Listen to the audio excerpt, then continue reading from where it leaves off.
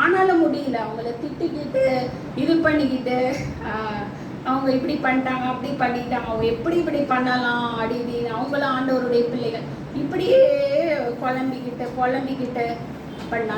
திடீர்னு அந்த நைட்டு தூங்கிட்டு இருக்கேன், காலையில எந்திரிச்சதும் அந்த பேர்டை அந்த அழுத்திக்கிட்டே இருக்கிறதுனால எந்திரிச்சதும் அந்த காரியம். எப்பயோ நான் சின்ன வயசுல குடும்ப ஜெபத்துல படிச்சதா இருக்கும். அப்படியே அழகாக உன் உதட்டை மாறுபாடான உதடுகளிலிருந்து உன்னை காத்துக்கொள்னு சொல்லிட்டு. மாறுபாடான உதடு, உடனே மாறுபாடான உதடுன்னா என்னன்னே தெரியலையே இந்த வசனம். ஆனா சின்ன வயசுல படிச்ச மாதிரி இருக்கேன்னு சொல்லிட்டு வேகமா நான் வந்து பைபிள்ல சர்ச் பண்ணி இந்த கூகுள்ல சர்ச் பண்ணி பார்த்தப்ப பொய், இச்சை, கோபம், இதனால வருகிற நம்ம சபிக்கிற வார்த்தைகள், அவங்கள திட்டுற வார்த்தைகள், இதெல்லாம் என்னதான் மாறுபாடான உதடுகளுக்கு உன்னை விலக்கி காத்துக்கொள்னு ஒரே லைன் தான் வந்தது எனக்கு.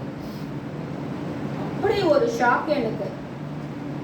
இசப்பா என்னை மன்னிங்க, இதை மறக்கணும்னு நினைக்கிறேன், ஆனா அவங்க செஞ்சது என்னால முடியல ஆண்டவரேன்னு சொல்லிட்டு நான் அப்படியே ஒப்பு கொடுத்துட்டேன். நான் இனி நான் அவங்கள அதை பத்தியே பேசி நான் அவங்கள திட்டாதபடிக்கு என்னை ஒப்பு கொடுக்குறேன் ஆண்டவரேன்னு சொல்லிட்டேன். இந்த வேதத்தை வாசிக்கும் பொழுது பாருங்க, என்னைக்கோ படிச்சது அந்த லைனை நம்ம இருதயத்துல எழுதுறாரு பிரியமானவர்கள். இதுதான் நம்ம கடிந்து கொள்ளுதல். இதற்கு நம்ம கீழ்ப்படியாம திரும்பவும் நம்ம என்ன பண்ணணும்? பிடரியை கடினப்படுத்தும் பொழுது சகாயமின்றி சடுதியில் நாசமாக நம்மை விட்டு விடுவார். இது வந்து ரொம்ப ஒரு மோசமான காரியம், ஆபத்தான காரியம். அவர்கள் கூப்பிடும் பொழுது நான் செவி கொடுக்க மாட்டேன். குறிப்பிட்ட காலம்தான் இரக்கமான காலம் பிரியமானவர்களே. இப்பொழுது நாம் இரக்கத்தின் காலத்திற்குள்ளாக தான் இருக்கிறோம். கடைசி காலம் எப்படிப்பட்டதா இருக்கிறது? சமீபமா இருக்கிறது. கோடரியானது மரங்களின் வேரருகே வைக்கப்பட்டிருக்கிற காலம் பிரியமானவர்களே. நல்ல கனி கொடாத மரங்கள் எல்லாம் வெட்டுண்டு அக்கினியிலே போடப்படுகிற காலம் வெகு சமீபமாய் இருக்கிறது. அத்திமரத்தை போய் தேடுறாரு, கனிகள் இருக்கான்னு. ஏன் மரம்னு சொல்லப்படுறது? மரம் குறிக்கிறது அநேக வருடங்களான கிறிஸ்தவ வாழ்க்கையை குறிக்கிறது அந்த மரம்.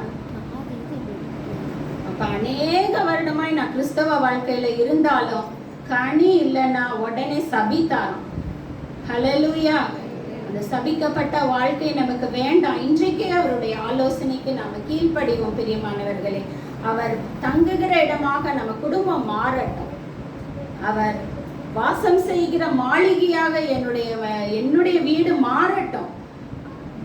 அவர் என்னை ஆளுகை செய்கிற ஆலயமாக என்னுடைய இருதயம் மாறட்டும் பிரியமானவர்களே. ஹல்லேலூயா, ஹல்லேலூயா. அந்த ராஜாவின் மாளிகையில் நான் ராப்பகலாய் நிலைத்திருப்பேன் என்ற பாடலை நம்ம அனைவரும் நம்ம சந்தோஷத்தோடு பாடுவோம். நம்ம அப்படியே எழுந்திருப்போம். இருதயங்கள்ல நம்ம இன்றைக்கு ஒப்பு கொடுக்க போகிறோம். என்ன ஆளுகை செய்யுங்க, தனிப்பட்ட வாழ்க்கையை ஆளுகை செய்யுங்க ஆண்டவரே. என் குடும்பத்தை ஆளுகை செய்யுங்க, என் பிள்ளைகள் என் கணவரை விட்டு விடாதீங்க.